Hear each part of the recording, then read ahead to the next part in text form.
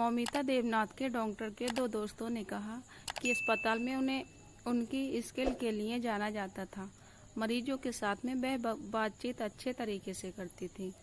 कोलकाता के अर्जिकर medical college में काम करने वाली जूनियर डॉक्टर के पिता ने अपने घर की 3 मंजिल सीढ़ियों पर बैठकर रोते हुए बताया कि कभी कभी उसके पास उसकी बेटी के लिए बचपन में अनार खरीदने के लिए पैसे नहीं होते थे।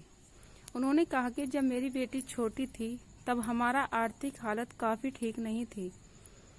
फिर मेरा काम चलने लगा, हम कोलकाता चले गए और घर बनाया। बाहर लगी नेम प्लेट पर सिर्फ उसका नाम है। उसने अपने दम पर डॉक्टर बनकर सबको गलत साबित कर दिया। उसकी माँ और मुझे उस पर बहुत गर्व था। अब हम बस अपनी इकलौती बेटी को वापस चाहते हैं। डॉक्टर की माँ का कहना है कि उन्होंने अपनी बेटी से आखिरी बार 8 अगस्त की रात 11:15 पर बात की थी। माँ ने इंडियन एक्सप्रेस को फ़ोन कर बताया कि उस दिन उनके डिनर में चिकन लिया था। मैंने उससे सुबह 8 बजे 9 अगस्त को फ़ोन किया, लेकिन उसने मेरा फ़ोन नहीं उठाया। मुझे लगा कि वह काम करने में ज़्यादा बिजी है। उन्होंने कहा कि मुझे नहीं पता था कि मेरी बेटी मर चुकी है। एक रिश्तेदार ने बताया कि डॉक्टर को मालदा जिले के एक मेडिकल कॉलेज में एडमिशन मिल गया था, लेकिन उसने घर के पास के ही कॉलेज को चुना।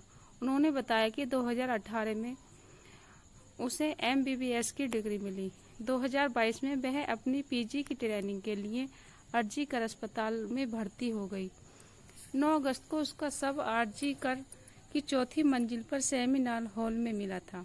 यहाँ पर 9 अगस्त की सुबह उसके साथ में कथित तौर पर रेप किया गया और फिर उसकी हत्या कर दी। कोलकाता पुलिस ने इस सिलसिले में एक आरोपी संजय रॉय को अरेस्ट किया है।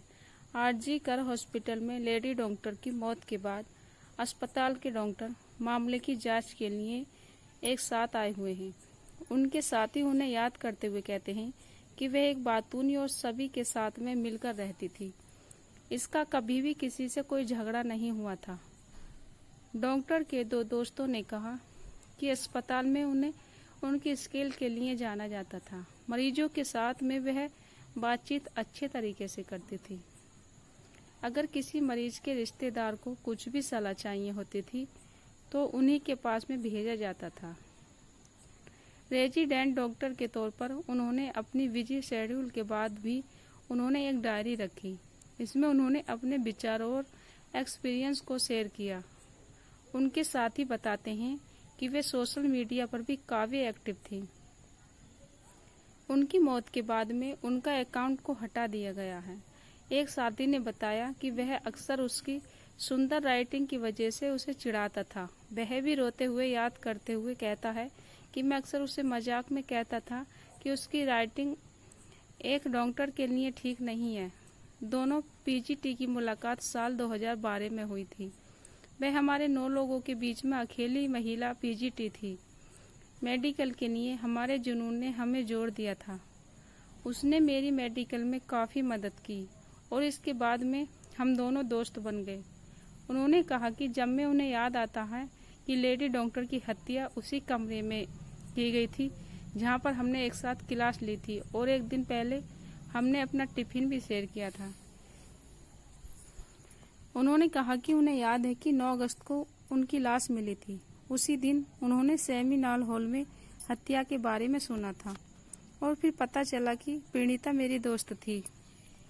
उनके साथियों के मुताबिक लगभग 2 महीने पहले तक वे अपने डिपार्टमेंट के स्टडी रूम में ही अपनी छुट्टी बिताती थी। उस कमरे में रेनोवेशन का काम शुरू होने के बाद मैं और रात की ड्यूटी कर मौजूद बाकी डॉक्टर अपनी छुट्टी सेमिनार रूम में ही बिताने लगे। अर्जी करके में शायद ही कोई ऐसा PGT हो जिसने अपनी रेजिडेंसी या लंबी शिफ्ट के दौरान सेमिनार रूम में छुट्टी या झपकी न ली हो।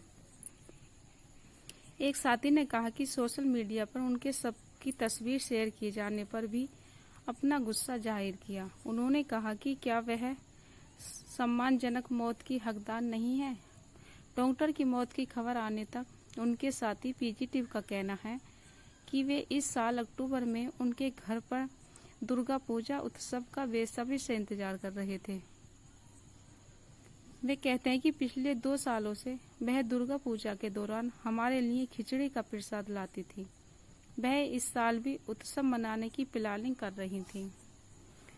लेडी डॉक्टर को ईमानदार और अच्छी स्टूडेंट बताते हुए उनकी टीचर में से एक ने कहा कि वह रक्षाबंधन पर अपने दुखी माता पिता से मिली। उन्होंने कहा कि वह बेहद बेहतरीन स्टूडेंट थी। उसके इलाके में 2 स्थानीय दुकानदारों ने उससे बड़ा होते देखा और उनका कहना है कि वे अभी भी उसकी मौत को स्वीकार नहीं कर पा रहे हैं। एक दुकानदार कहता है कि मैं सोच भी नहीं सकता कि वह इस तरह मरी होगी। वह एक अन्य दुकानदार ने कहा कि जैसे ही कोई उसे डॉक्टर बुलाता था, उसका चेहरा खिल जाता था। इस बीच एक रिश्तेदार ने इंडियन एक्सप्रेस को बताया कि उसके माता पिता ने दुर्गा पूजा के बाद उसकी शादी करने की प्लानिंग की थी। मुझे याद है कि उसके माता पिता उसे साइकिल पर कोचिंग के लिए छोड़ते थे। 6 महीने पहले ही उन्होंने एक कार खरीदी थी ताकि वह आसानी से आ जा सके। उन्होंने अपने सबसे बुरे सपने में भी नहीं सोचा था कि उसे इस तरह खो देंगे।